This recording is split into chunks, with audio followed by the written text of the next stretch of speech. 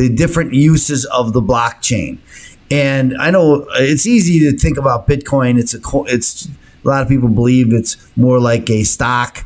You buy it, you hold it. It's going to go up in value, down in value. And rather than the medium of exchange, which I think was its intended purpose, and it's become more of a storage of value. We've talked about that on Crypto Tuesday many times. But today, what I'd like to talk about is, again, some of the uses of the blockchain.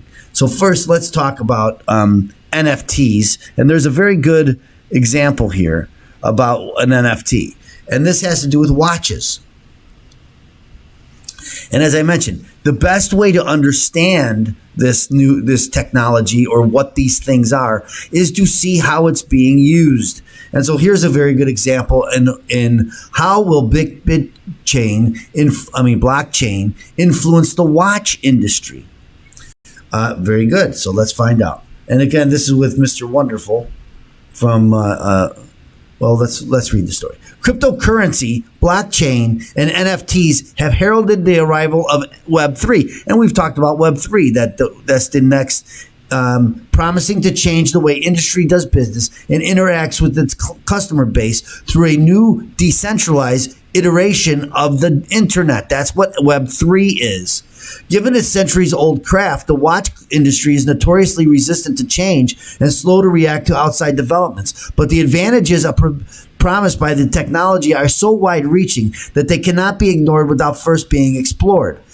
Here, HyperBeast looks at how the watch industry has already experimented with technology and the potential benefits left to uncover. So let's talk about blockchain. Back in November 2021, Shark Tank investor Kevin O'Leary appeared on Dubai Watch Week, sitting on a panel discussion addressing crypto, blockchain, and NFTs in relation to watches. O'Leary, a watch collector himself, revealed that he was working on establishing a white paper for the application of blockchain technology to authenticate watches and would eventually like to see brands issue their own industry standard authentication NFTs with every new watch sold. When I want to buy a watch, and I'm not much of a watch guy, so Patek, that's been out of the market for 17 to 20 years, said O'Leary. I have to get John Reardon, the founder of Collectability LLC, to authenticate it, or someone like him that knows the history of these vintage pieces. It's expensive and time consuming because there's a lot of knockoffs out there. If it doesn't come with its NFT, then don't buy it. Simple as that.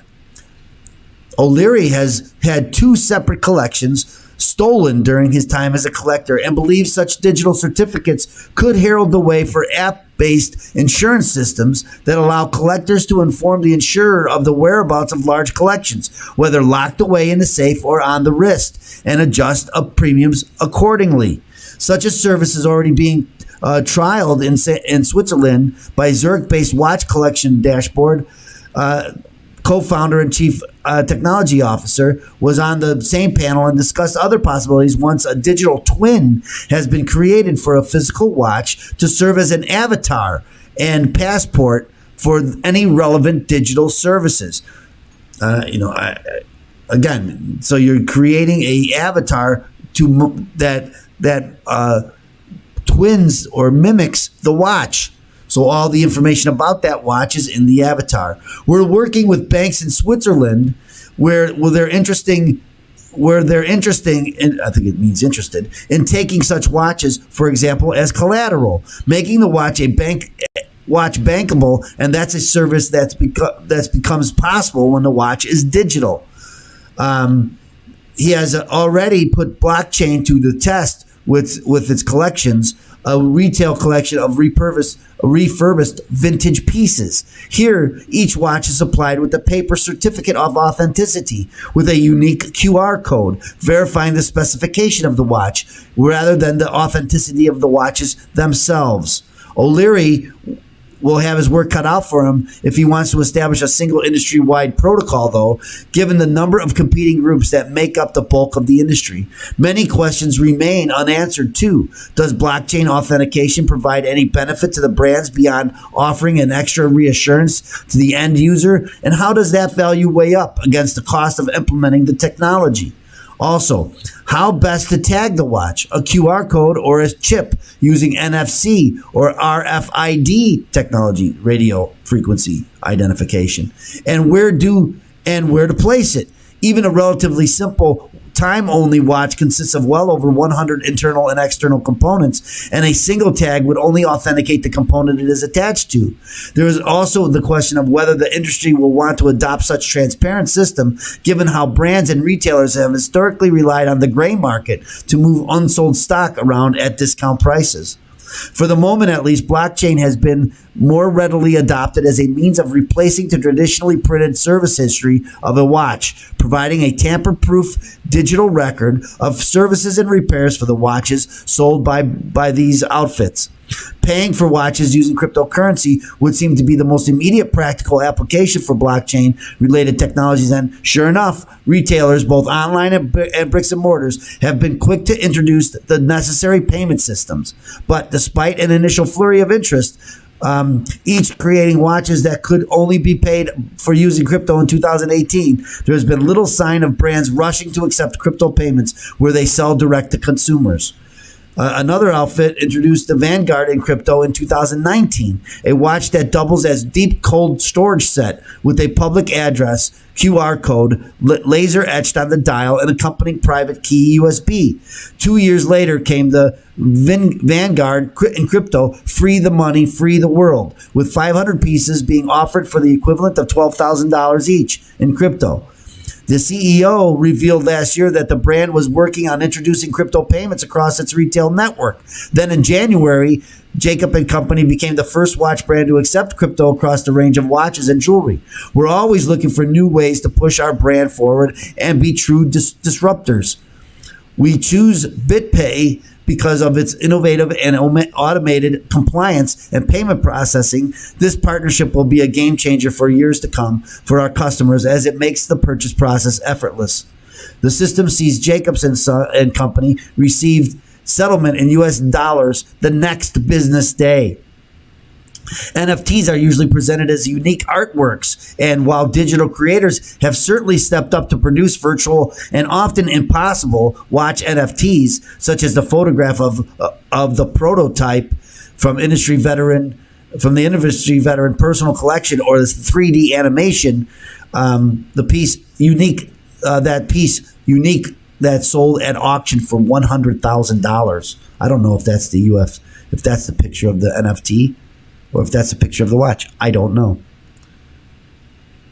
However, Kevin O'Leary stated his belief that NFTs have far wider uses and could even grow the value of the entire watch industry by 20% overnight. As rising prices begin to nudge all of the wealthiest collectors out of the vintage market and even parts of the retail market for new watches, O'Leary sees limited edition NFTs as a way of buying into a hype surrounding specific examples, in the same way a print are more affordable than the original artwork.